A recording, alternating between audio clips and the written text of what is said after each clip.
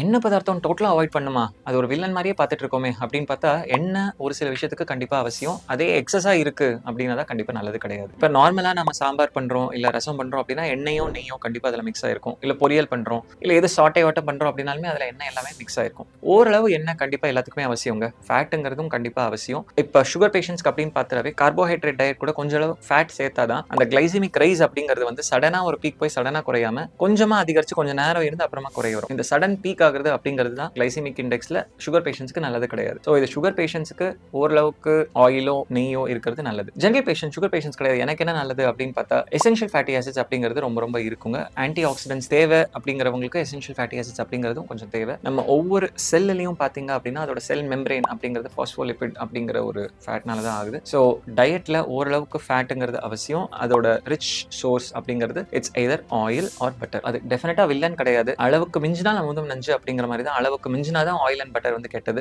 ஓரளவு வரைக்கும் யூஸ் பண்ணா definitely it's a பூன் to us.